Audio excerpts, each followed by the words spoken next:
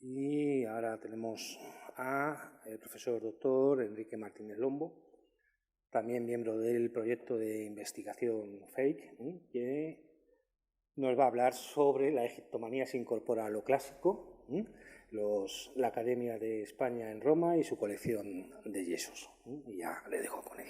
Bueno, muy bien. Muchas gracias y buenas tardes a todos. Agradezco a la doctora Inmaculada Viva Sainz de la UNED y al doctor Antonio Pérez Largacha de la UNIR la invitación a este seminario, así como a los investigadores principales del proyecto FAKE, la perdurabilidad del engaño, los doctores Pilar Díaz del Corral y David Ojeda Nogales, que nos ha iluminado con su sabiduría. Está ahí atrás, hace unos minutos. Acepté la invitación siendo consciente de que ni la egiptomanía ni el arte antiguo es un campo habitual de mi trabajo. Por eso abordé el tema desde una institución que conozco mejor, la Academia de España en Roma, y esperando que mi pequeña aportación pueda ser interesante. Agradezco también, obviamente, al Museo Arqueológico Nacional por habernos acogido en su casa. Pongamos un poco de contexto en torno a la Academia de España en Roma, ya que nos ayudará a entender cómo se formó la colección de yesos y cuál ha sido su devenir. Además, este año la Academia de España en Roma cumple 150 años, por lo que creo que es justo reivindicarla, aunque su gestión no haya estado siempre a la altura de sus posibilidades. Bueno, algo muy habitual. No me voy a detener en la importancia que el viaje a Italia tuvo en la formación de los artistas europeos del siglo XV, ni en los frustrados proyectos de formación de una Academia de España en Roma en tiempos de Felipe IV y más tarde en época de Carlos II, buscando seguir el ejemplo de la recién creada Academia de Francia en Roma en 1666. Tampoco en las pensiones establecidas por la Real Academia de Bellas Artes de San Fernando, poco después de su creación. Había un director de pensionados, que era Francisco Preciado de la Vega, pero seguramente de eso ya habrá hablado esta mañana la doctora Pilar Díaz del Corral, que conoce mucho más y mucho mejor que yo esa etapa previa a la Academia. Me centraré, por tanto, en la Roma del último tercio del siglo XIX, una Roma que se mantenía todavía junto con París como principales centros artísticos europeos de creación y difusión del gusto, una Roma que se resistía a morir como destino final de ese gran tour ya tardío, y que concentraba artistas, coleccionistas de distintas procedencias y que, por lo tanto, favorecía el acceso de los artistas a un mercado de arte internacional, además de favorecer también su participación en exposiciones internacionales, en viajes por toda Italia y, como no, resto de Europa y, sobre todo, lo que nos interesa hoy, el Mediterráneo. Fue en ese momento, concretamente en 1873, cuando se dieron las condiciones favorables para la fundación de la institución, de la Academia de España en Roma, me refiero. El gobierno pontificio de Roma había dado paso al nuevo reino de la Italia unificada y Emilio Castelar, ministro de Estado de la República, se comprometió con ese proyecto e incluso redactó el preámbulo del decreto fundacional de 5 de agosto de 1873. Allí, en ese decreto fundacional, que es una ley, pero que es interesante analizar, se concretaba uno de los puntos esenciales del proyecto, la financiación, que estaría a cargo de los obrantes de la obra pía de Santiago y Montserrat, controlados desde la Revolución de 1868 por el Ministerio de Estado. Y, de hecho, en el preámbulo de este Real Decreto Fundacional se decía, una frase que es bastante curiosa: ¿qué empleo puede dársele más acertado al pensamiento de sus donadores que el empleo de educar a los artistas? El arte es una religión. Por lo tanto, una institución en Roma con mucho poder, centrada en la religión, en la atención a viudas, a personas desfavorecidas, pasaba también a hacerse cargo de los artistas que el Estado español mandaba allí a educarse. Era un tema bastante importante. Y en ese mismo preámbulo se mostraba la ciega fe de que Roma continuaría siendo el faro de los artistas hasta la eternidad, ofreciendo a estos artistas, decía textualmente, algún campo de estudio, algún lugar de recogimiento y de ensayo en la ciudad que será eternamente la metrópoli del arte, Roma. Eso al final no fue, a principios del siglo XX cambiaron las cosas, las vanguardias, todo se transformó, pero todavía a finales, en ese último tercio del siglo XX, tenían esperanza de que Roma siguiera siendo ese faro que guiara a los artistas. Por lo tanto, por medio de este decreto se estableció la creación de la Escuela de Bellas Artes en Roma. Al principio era una escuela, la categoría era escuela, después pasó a academia, formada por un director y 12 pensionados, era bastante mesiánico, ¿no? Y 8 de ellos serían de número por rigurosa oposición de estos pensionados y 4 de mérito por concurso a artistas que gozaran de justa fama. Habría pintores de historia, de paisajes, escultores, arquitectos, grabadores y músicos. Esos eran los perfiles. Las pensiones durarían 3 años, uno de los cuales debían residir en Roma, dedicando los 2 restantes a viajar con permiso del director, por donde conviniera a la índole de sus estudios. Esto nos dará una clave. Estoy hablando de todo esto porque nos dará claves para saber cómo surgió la colección de yesos de la Academia y por qué dentro de la Academia, de esa colección, hay un yeso un poco más extraño que después plantearemos.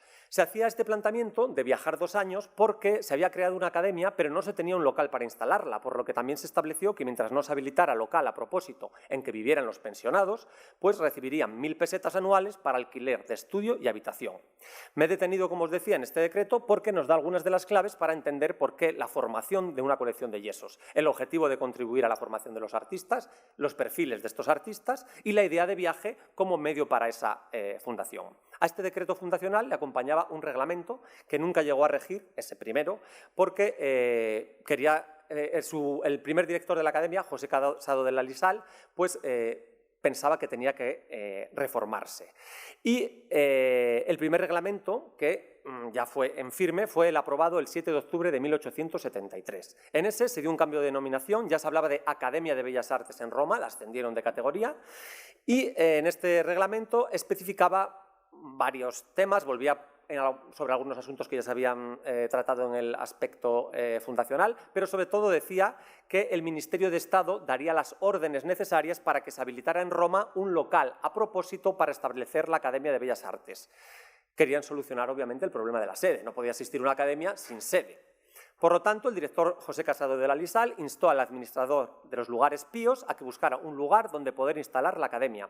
Y tras una primera propuesta fallida, que era Santiago de los Españoles en la Piazza Navona, Santiago de los Españoles era la antigua sede de la obra pía de Santiago, había 2 obras pío en Roma, una la de Santiago, dependiente del Reino de Castilla, otra la de Montserrat, dependiente del Reino de Aragón. En principios del siglo XIX se unieron, por lo tanto se abandonó esa iglesia y estaba sin uso y prácticamente pues en ruina.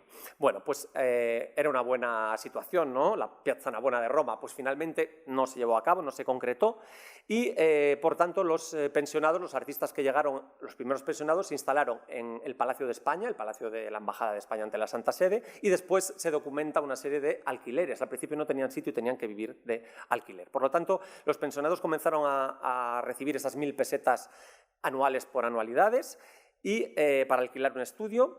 ¿Y qué quería decir esto? Pues que cada pensionado se buscaba la vida con el alquiler y la obra pía alquilaría un espacio para que hiciera la vez de casa de director y espacio para la academia, dando servicio a los pensionados. Para esto se importaron desde Madrid varias cajas de libros, cartas geográficas y otros materiales que no se especifican, por lo tanto también está la duda. Llegaron algunos yesos también en esas primeras remesas para dotar a la academia de una infraestructura que no tenía.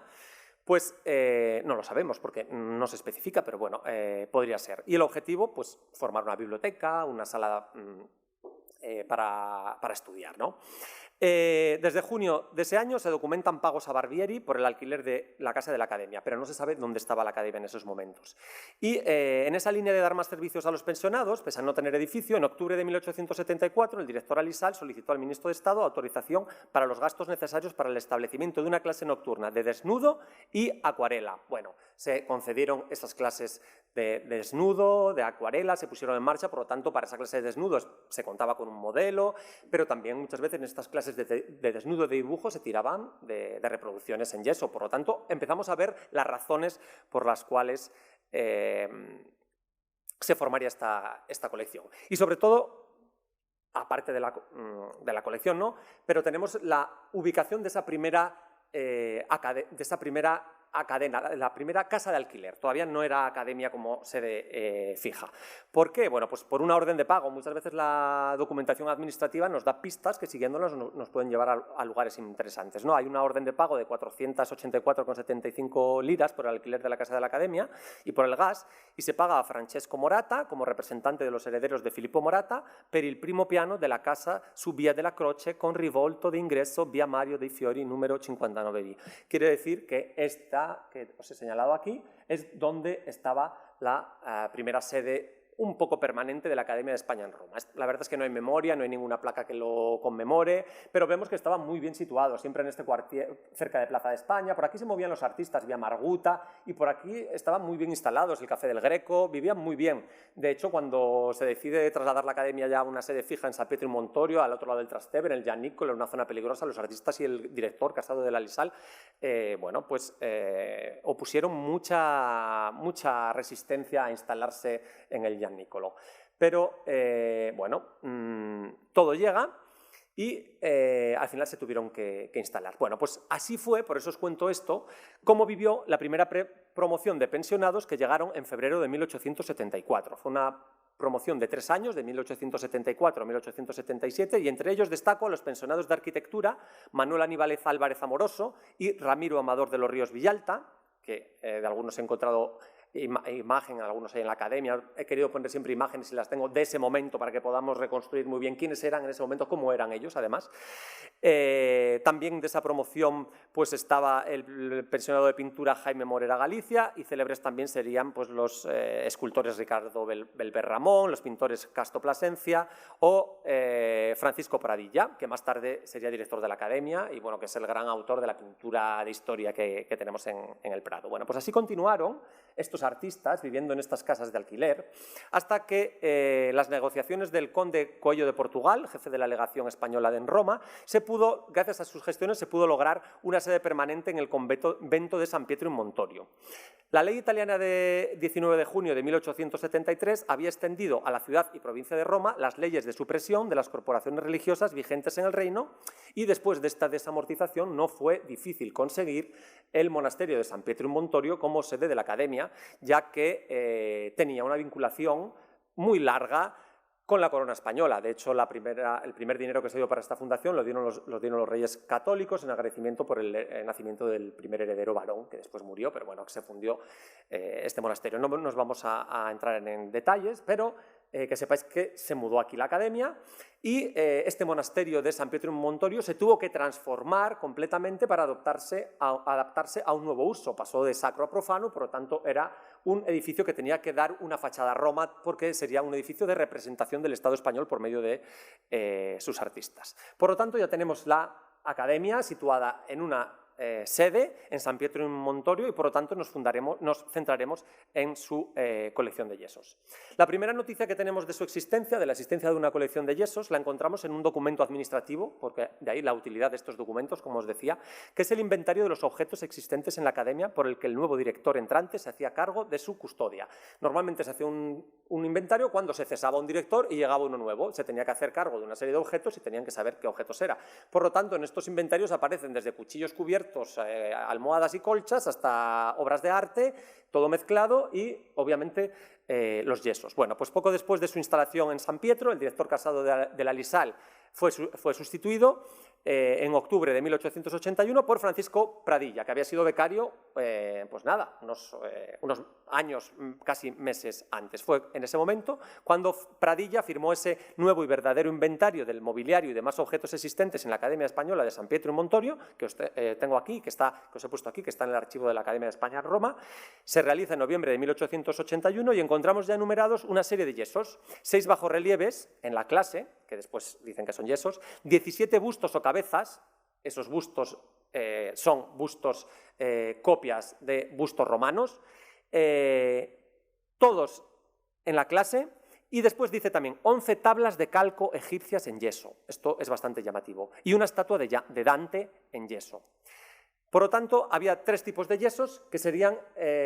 aquí os he puesto el inventario simplemente para que veáis cómo son estos documentos, cómo son estos inventarios, y os he señalado con esas flechas, aunque no veis nada, pero para que sepáis dentro de este inventario, entre colchas, muebles y demás, dónde aparecían estos objetos que nos interesan para la investigación que hoy os traigo aquí. Este era el inventario, un extracto del inventario donde se hablaba de estos inventarios.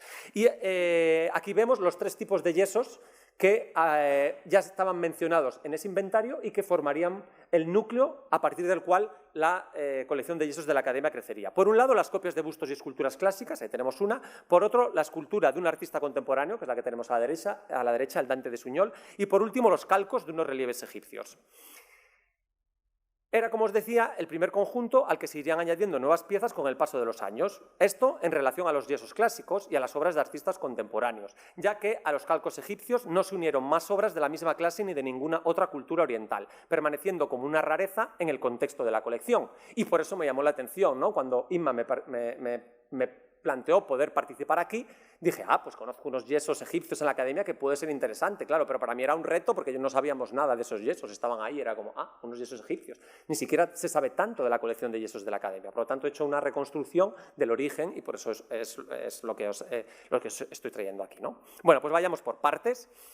El núcleo de las copias de bustos y esculturas clásicas, que ahora sabemos que se adquirieron en época de Casado de la Lisal, no se sabe si antes o después de instalarse en San Pietro in Montorio, tradicionalmente se había atribuido a la dirección de Vicente Palmaroli, que fue el que sustituyó a Pradilla tras su renuncia por problemas de salud en 1882. Siguiendo la lógica de que fue la consecuencia de la sede permanente y la estabilidad del cargo lo que había propiciado esta adquisición de yesos. No tenía sentido tampoco cargarse con yesos si no tienes una sede, y además con unos directores que habían cambiado bastante rápido. Por lo tanto, se creía que si una vez que se tenía una sede y el director había estado, que fue Palmaroli, además con muy conocedor de la cultura italiana y además con muchas conexiones y que estuvo casi 10 años, tenía toda la razón, ¿no?, que estuviera. Pero claro, se sabe que bajo la dirección de Padilla no se amplió la colección por temas de inventario. Este es el inventario que se hizo en 1883 cuando cambió de Casado de la Lisal a Pradilla. Aquí también se mencionan los mismos yesos que os he contado. Por lo tanto, gracias a estos inventarios lo que sí sabemos es que los yesos ya existían. Palmaroli seguramente compró más, pero ya existían en época de Casado de la Lisal. Palmaroli, cuando llegó a la academia, bueno, pues pensaba que la academia pues, tenía un aspecto de monasterio y realmente está documentado que compró yesos, que puso dinero incluso de su propio bolsillo, y eso es también una de las causas seguramente de que bueno, pues, no se conserven facturas de compra, porque se las compró con dinero de su propio bolsillo alguna parte, o también no conservamos facturas de compra porque había una serie de dinero, 3.000 pesetas anuales, dedicadas a material de la academia que los directores no tenían que justificar o que justificaban de una manera más deficiente, por lo tanto pudieron comprar los yesos y no haberlo justificado mediante una factura o que no se conserve, ¿no? Por lo tanto, tenemos que conformarnos con esta documentación administrativa para intentar reconstruir esta colección de yesos de estos primeros momentos. Entonces tenemos estos inventarios, uno de 1881, otro de 1883, y tenemos después un nuevo inventario hecho en 1898, cuando finaliza Palmaroli y bueno, pues cambia el director y nuevamente se vuelve a hacer un inventario. Por lo tanto, este es el inventario ya de 1898. En este periodo han crecido mucho las piezas de yesos y tenemos en la escalera, este inventario es mucho más detallado. Cada vez que pasa el tiempo se van haciendo las cosas un poco con más detalle y por lo tanto nos va describiendo la academia por partes. Y en la escalera principal, bueno, en este hay bastantes objetos de yeso, algunos se les da una identificación y por lo tanto podemos saber qué yesos eran, otros no, porque puede decir 14 bustos, 5 relieves y no podemos. Entonces, bueno, por resumir un poco, pero estos son las zonas del inventario en las cuales se habla de los yesos que nos interesa. En la escalera principal se habla de un busto de Apolo del Belvedere con columna de yeso, ya sabemos que es el Apolo Belvedere, una cabeza con torso de la Venus de Nápoles con columna de yeso, lo mismo. En la galería principal del lado de la dirección se habla de un vaciado en yeso de la estatua de Sófocles del Museo Lateranense.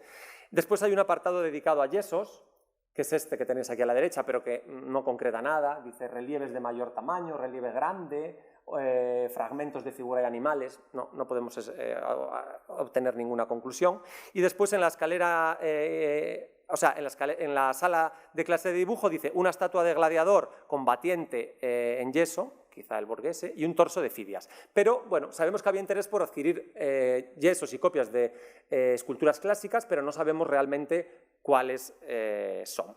En este inventario aparecen los yesos clásicos mezclados con yesos de artistas contemporáneos y en este no hay ni rastro de los calcos egipcios. Su presencia en la academia y especialmente en la sala de la clase, no de los egipcios, digo, de todos, la presencia de los yesos en la academia y especialmente en la sala de la clase de dibujo demuestran que se utilizaban en la formación de los artistas. Pero no solo eso, sino que habían cobrado también importancia en los espacios de representación. De hecho, la gran parte en los que se especifica el tema estaban en la escalera principal y en la galería al lado de la dirección, unos espacios por los que pasarían todas las personas que llegaban a la academia a visitar al director o a cualquier gestión. Por lo tanto, estamos viendo cómo estos yesos en una academia en este momento no solo son objeto de estudio, sino que son objeto también de una manera de dignificar el espacio, y eso también nos puede interesar. De los que se pueden identificar claramente, solo ha llegado hasta nuestros días de hoy, hasta nosotros, el que denominan vaciado en yeso de la estatua de Sófocles del Museo Lateranense, actualmente en los museos vaticanos, y este es el estado en el que está el yeso. Ahora lo han sacado a una zona de pórtico del jardín, pero como veis estaba en un almacén sin ningún tipo de atención, ni de cuidado, ni nada. La colección de yesos de la academia está en un estado deplorable, como vamos a ir comprobando. Bueno, como os decía, de momento nos tenemos que conformar con estos inventarios, ya que no se ha localizado ningún documento sobre la adquisición de los bustos ni de los bustos de yeso, ni en el archivo de la academia, ni el de la obra Pía, que era la institución que pagaba. Como os decía, seguramente se compraron con esa partida de materiales que no se justificó. Ante la ausencia de documentación, he intentado buscar la filiación de esta colección de yesos de la Academia de España en Roma en la Real Academia de Bellas Artes de San Fernando, debido a la importancia de su colección de yesos y del taller de vaciados y reproducciones, ya que algunas de las piezas documentadas en la Academia de Roma estaban entre las disponibles en la Academia de San Fernando, como el Apolo del Belvedere o el Gladiador Borghese. Habían llegado a Madrid desde Italia gracias a Mengs, que fue quien los regaló. Además, en su traslado había participado Preciado de la Vega, que era el director de pensionados en Roma, por lo tanto se podría cerrar el círculo y, había la posibilidad de considerar que estos yesos hubieran sufrido un viaje de ida y vuelta, de ida a los moldes, de vuelta a unos yesos nuevos, pero podría haber esa conexión. La consulta de la documentación de San Fernando me lleva a pensar que por lo menos los yesos que ingresaron hasta 1898 no proceden de la Academia de San Fernando, porque se conservan numerosa documentación de las peticiones de yesos de numerosas instituciones y no hay rastro de la Academia de Roma. Se conservan peticiones de la Escuela de Manila, de la Academia de Valencia, que pide la Venus de Medici, la Escuela Provincial de Bellas Artes de Córdoba, la Escuela de Bellas Artes de Sevilla, la Escuela de Bellas Artes de Zaragoza. Incluso el Ministerio de Fomento hace un gran pedido a la Academia de Bellas Artes de San Fernando para enviar yesos clásicos y modernos a los museos de Portugal, y hay una serie de documentación. Además, en esos momentos hubo un pleito a partir de 1871 porque murió José Pañucci Barata, que era el formador de yesos de la Academia. Entonces hubo un pleito sobre si los yesos eran suyos, los moldes eran suyos o eran de la Academia, con sus herederos. Por lo tanto, a partir del 71, debido a estos pleitos, hubo muchas comisiones, se generó un nuevo reglamento y en la Academia fueron súper meticulosos de estipular los derechos por la reproducción de yesos, incluso para instituciones amigas o cercanas como podía ser la Academia de España en Roma. Incluso se conservan todas las papeletas, no os puse esas papeletas, pero se conservan todas las papeletas de todos los yesos que iban saliendo de la Academia. Los tenía que autorizar el portero si no salían de la Academia. O sea, era un complejo para sacar los yesos de la Academia, que sabemos que en esa época, hasta 1898, los yesos de la Academia no proceden de este sitio. Sí es interesante remarcar que se realizaron algunos vaciados que constatan que en el taller de vaciados de la Academia de San Fernando se hacían copias de relieves egipcios, aunque no tenían mucho éxito si tenemos en cuenta que solo se realizaron 2 vaciados de ellos, 2 pequeños bajorrelieves egipcios en mayo de 1879 y 18 planchas de bajorrelieves egipcios el 6 de julio de 1883. Por lo tanto, que es la conclusión que he llegado, y también me interesa decirla, es que no era habitual tener en las gipsotecas de las Academias de Bellas Artes piezas de origen egipcio, ni siquiera en Roma, ciudad en la que la cultura egipcia estaba presente a través de los obeliscos. De hecho, la Academia de Francia, que también ha estado investigando un poco este tema, que es la referencia en esa época, tampoco tenía obras de esas características en su colección. Por lo tanto, muchas veces de una manera romántica se hacen afirmaciones como se empiezan a introducir en el mundo académico pues, otro tipo de referentes como las culturas orientales. Yo, de momento, en esta investigación que he hecho en relación a las peticiones por medio de copias de yesos antiguos, no hay ninguna petición de yesos.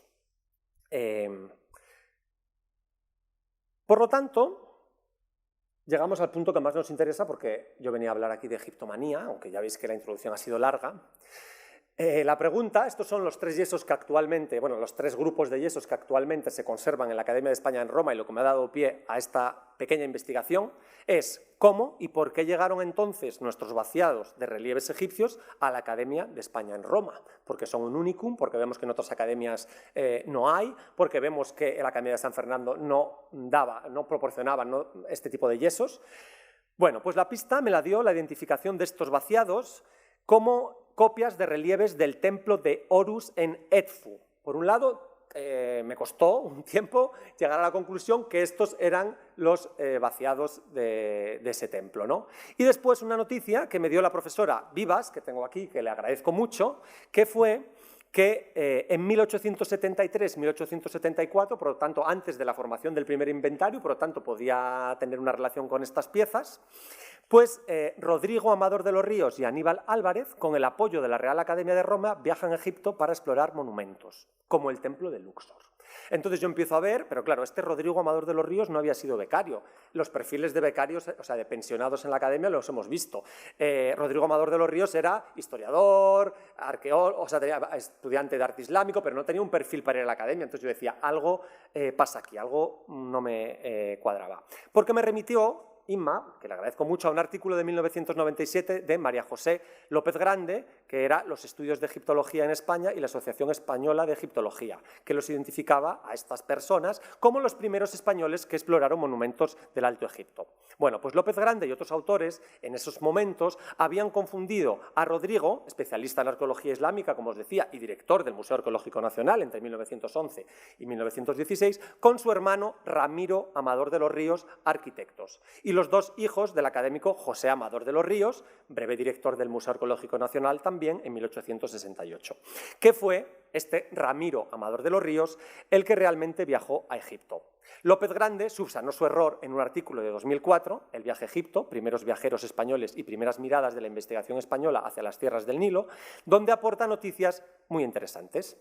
¿Y cuáles son estas noticias tan interesantes? Bueno, pues que a principios de abril de 1875, ya llevaban más de un año en Roma, estos becarios pensionados que os había hablado, pues los arquitectos Ramiro Amador de los Ríos y Aníbal Álvarez y el pintor Jaime Morera y Galicia comenzaron un viaje a Grecia y Egipto. Era normal los viajes por Italia, incluso a Grecia, por el Mediterráneo, pero no era muy habitual que pensionados de la academia en ese momento viajaran por Egipto. Eran unos pioneros. Y en septiembre de 1876, desde Grecia, desde Atenas, pues los arquitectos, Jaime Morera, el pintor, desistió de su viaje a Egipto. Desde Grecia consideró que ya había hecho lo suficiente y se volvió a Roma, pero los arquitectos, Ramiro Amador de los Ríos y Aníbal Álvarez, pues consideraron que debían seguir a viaje hacia Egipto. Aquí simplemente os había puesto, eso es, los yesos de la academia y su correspondencia con las esculturas del templo de Edfu, para ver que realmente los yesos bueno, pues se corresponden, y de hecho también para ver que poco se ha degradado el templo de Edfu desde esta década de los 70 hasta ahora, porque están prácticamente las faltas de los relieves, de nuestros relieves, son prácticamente las mismas que tienen los relieves en la actualidad. Bueno, pues también se pueden sacar otras conclusiones, no es mi campo, pero que es útil también la comparación de estos yesos para todo el tema de la conservación. También tenemos a la diosa Hathor y Faraón, y a la diosa Hathor y Faraón del templo de Edfu. No he logrado encontrar la imagen de del dios Horus y el faraón, que tenemos aquí a la izquierda su correspondiente, porque todavía otro campo, ¿no? No hay suficiente banco de imágenes de estos templos, no están bien fotografiadas, o seguramente lo están, pero no están disponibles en bases de datos en Internet, ¿no? A mí Inma me pasó unas fotos que había hecho, pero no se correspondían ninguna con estas que me interesaban para hoy. Bueno, pues como os decía, Jaime Morera Galicia vuelve, aquí tenemos una acuarela de ese momento también que se conserva en la colección de la Academia de España en Roma, hecha por Aníbal Álvarez, del Erecteion, y Ramiro de Amador de los Ríos y Aníbal Álvarez piensan y preparan un viaje a Egipto. Tras visitar el Cairo, Aníbal Álvarez volvió a Roma. Como veis, Ramiro Amador de los Ríos iba quedando solo porque Aníbal decidió también volverse a Roma, pero Ramiro continuó su viaje al Alto Egipto para estudiar en el templo de Luxor los espléndidos orígenes del arte griego. Él consideraba que estaban allí, por lo tanto consideró que era interesante ir hacia allí, ¿no? Desde Roma, el 12 de diciembre de 1876, el director de la Academia informa al ministro plenipotenciario de cómo iba a este viaje y se refiere a Ramiro Amador como el primer arquitecto español que explora aquellas regiones y aquellos monumentos entre dificultades y privaciones extraordinarias. Merece alto aplauso la entereza y el entusiasmo por el arte que tal resolución supone. En marzo de 1877, Ramiro Amador continuaba en el Alto Egipto, por lo tanto no fue un viaje fugaz, estuvo más de medio año en esa zona de Egipto, en el Alto Egipto. Por lo que ante la falta de noticias, el director de la Academia incluso escribió al cónsul de España en el Cairo preocupándose por el estado de salud de Ramiro, porque estaba prácticamente desaparecido, las comunicaciones eran como eran, casi lo son ahora así, ¿no? en aquellas tierras. Bueno, pues finalmente volvió sano y salvo y presentó la investigación allí realizada como trabajo de segundo año de estancia en la Academia de Bellas Artes de Roma. Además de visitar el complejo de templos de Karnak en Luxor, realizó allí acuarelas. Perdonad la calidad, pero no he encontrado otra mejor. Esta es una acuarela de Ramiro Amador de los Ríos en el propio templo de Karnak. Pues visitaría también el templo de Horus en Edfu, ya que estaba solamente a 120 kilómetros al sur, río arriba. Allí habría podido adquirir los vaciados en yeso de los relieves y trasladarlos a Roma, razón por la cual aparecen en el primer inventario que se conserva de la Academia de 1881. Por lo tanto, no podríamos hablar, como os he dicho antes, esto es otra prueba, de un interés a nivel institucional en el contexto académico por las culturas orientales, sino más bien de la fascinación puntual de algunos artistas, como fue el caso de Ramiro Amador de los Ríos.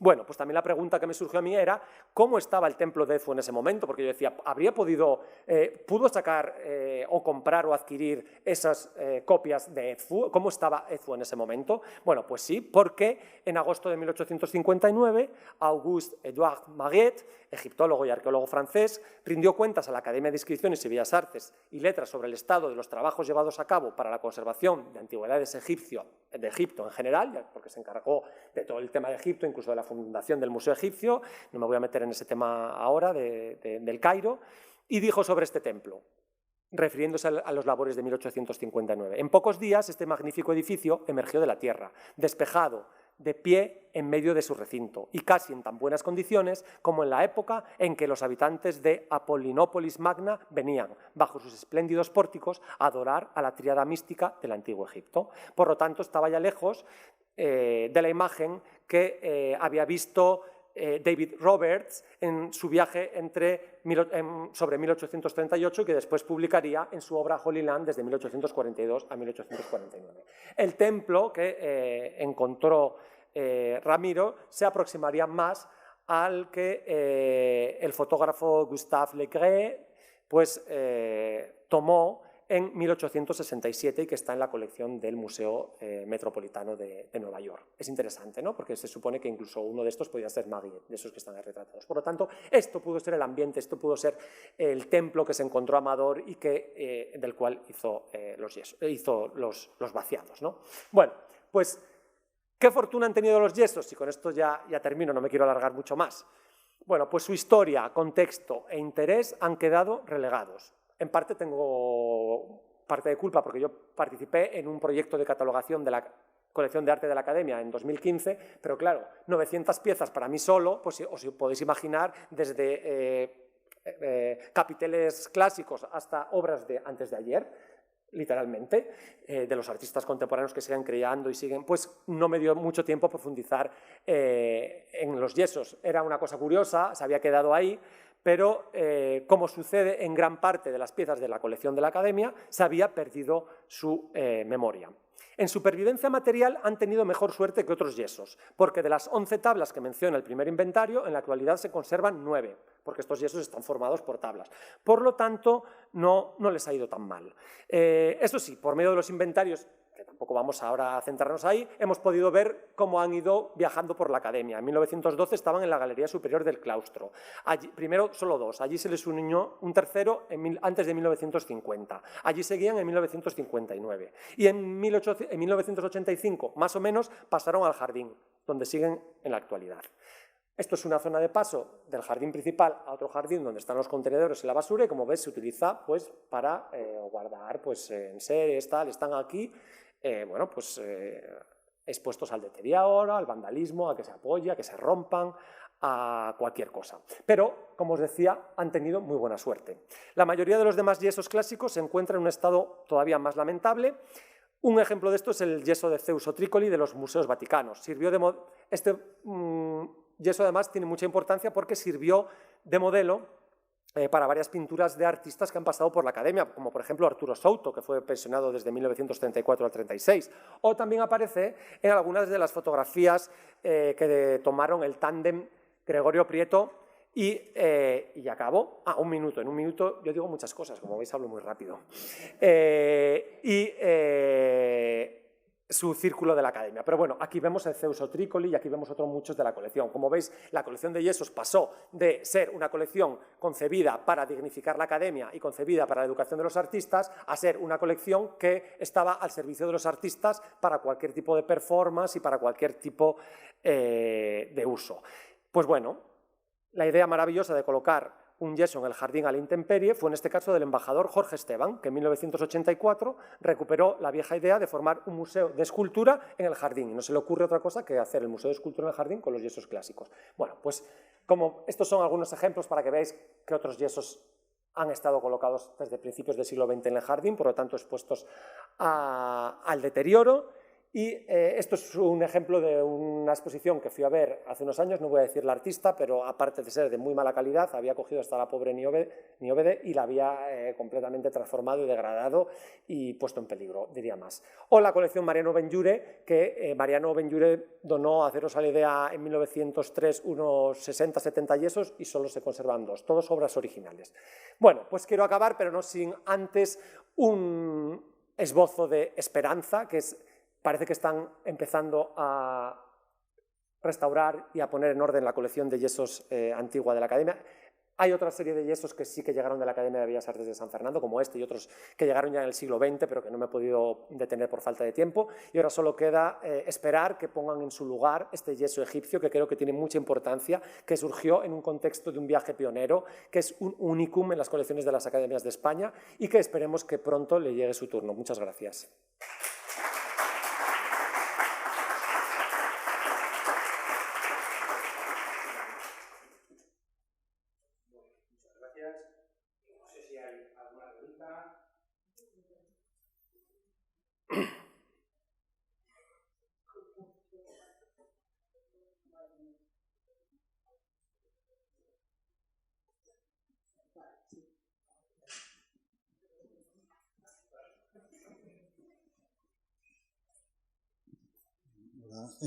Yo no sé si te puedo hablar porque estoy emocionado. Hace años que estoy intentando documentar lo que acabas de mostrar. Tiene una importancia historiográfica enorme porque el templo de Edfu fue el primer monumento que se decidió copiarlo completo.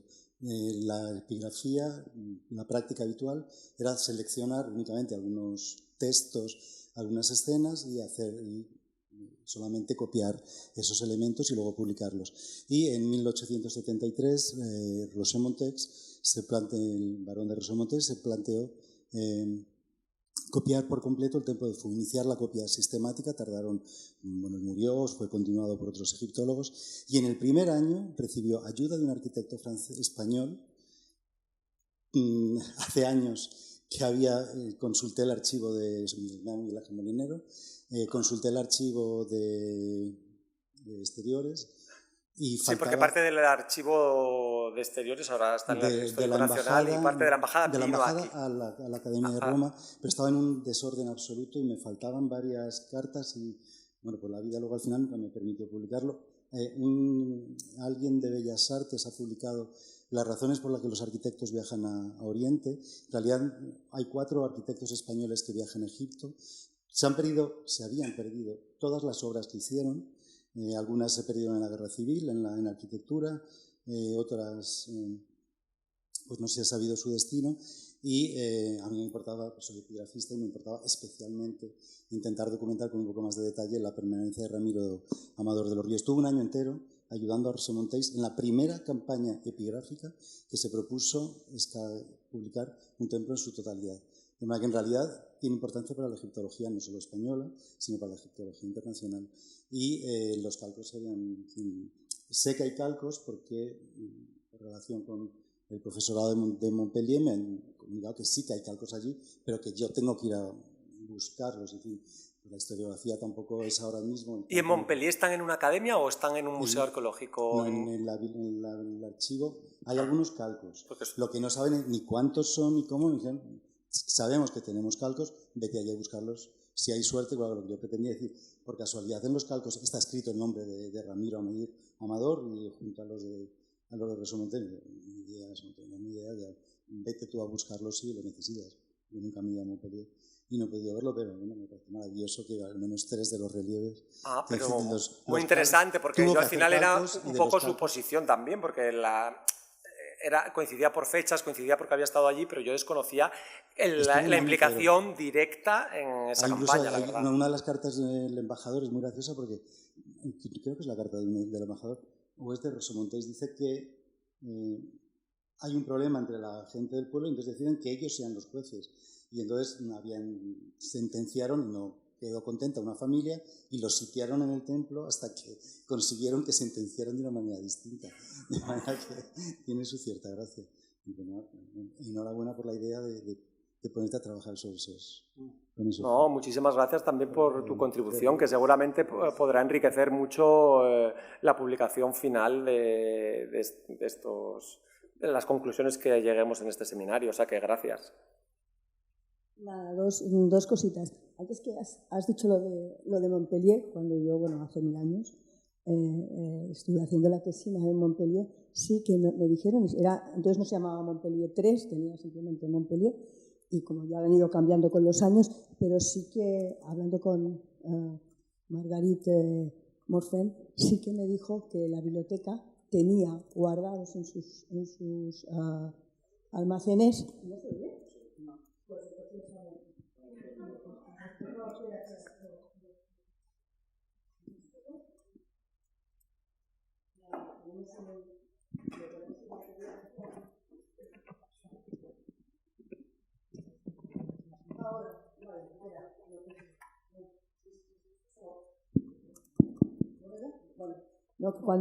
Ahora sí, escuchen.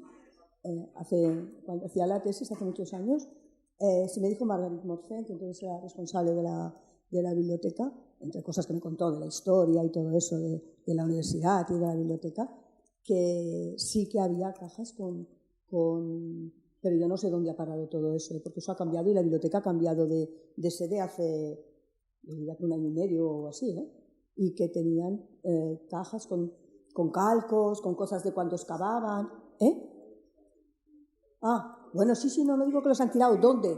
Eso es por eso. Bueno, eso es una suposición. Esperemos que los hayan tratado mejor que los de la Academia de España, que están reducidos a una 10ª parte o menos de los que formaban la colección. Ahora yo creo que el responsable es Jerome González. ¿González o González? No sé.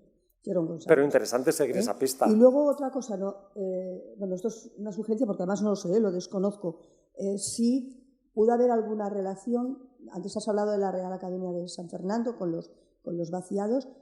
Todos los vaciados que hay ahora, porque antes eran del Artes de reproducciones artísticas que hay en el Museo de Valladolid y que están en los almacenes del Museo del Traje. Bueno, hay una parte sí, hay una parte en Valladolid que muestra. Sí, hay es que pertenecen al Museo de Valladolid, pero bueno, al Museo de Valladolid es... Nacional de Escultura, sí, eso es. Entonces, hay una parte que sé que está... Yo no he llegado a verlo, la exposición permanente, pero sé que hay una parte pequeña que está expuesta, pero la gran mayoría de vaciados, y entre ellos, por ejemplo, tienen el vaciado de la piedra de Roseta, pero tienen en los almacenes del Museo del Traje, que es enorme, ¿no? Lo siguiente. Y tienen ahí muchísimo, a lo mejor puedes... Sí, otro pues, hilo para no sé, seguir. No estoy muy segura, pero quizás allá puedes...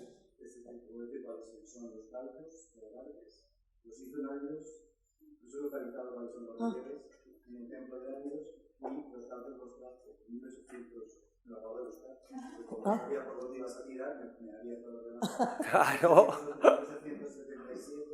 Víctor Várquez donó los calcos a la Academia de Bellas Artes y a partir de esos calcos...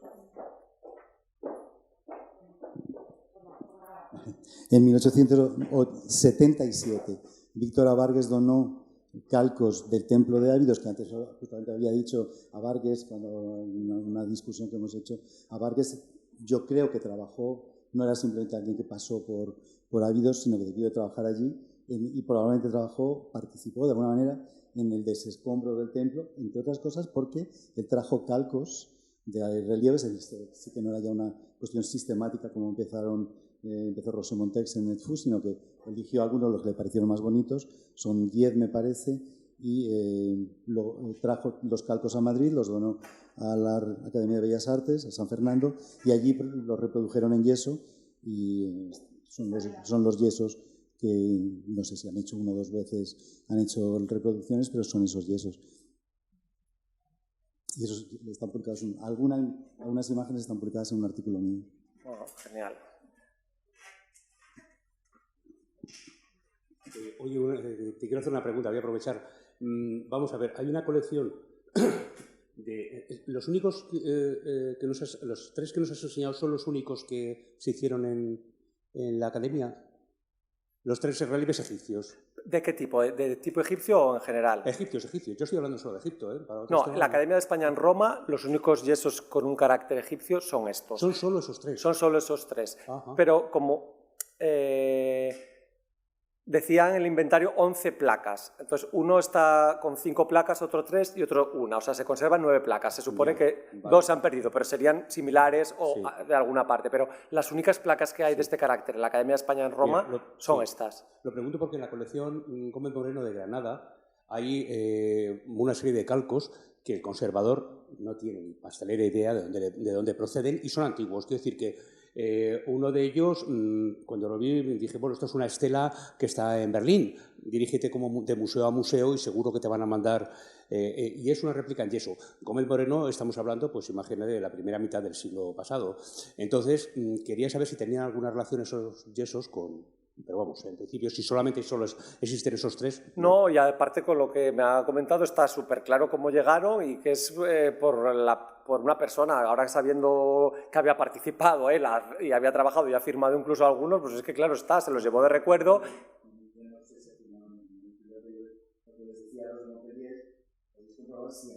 Vale, pensé que había. Que permita confirmar.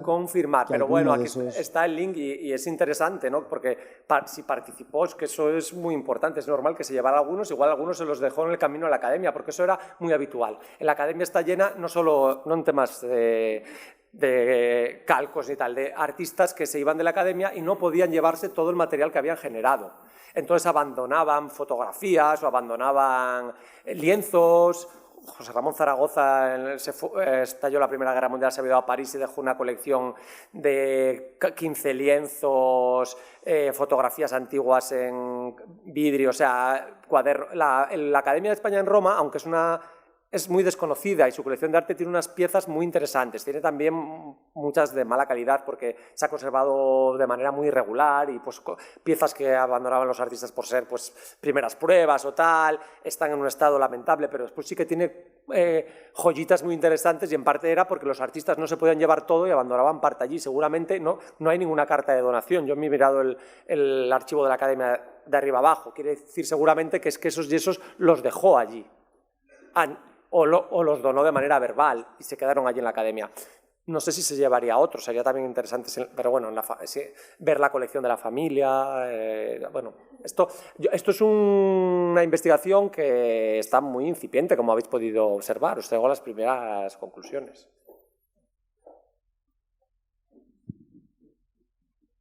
Vale, pues nada más. Pues muchas gracias.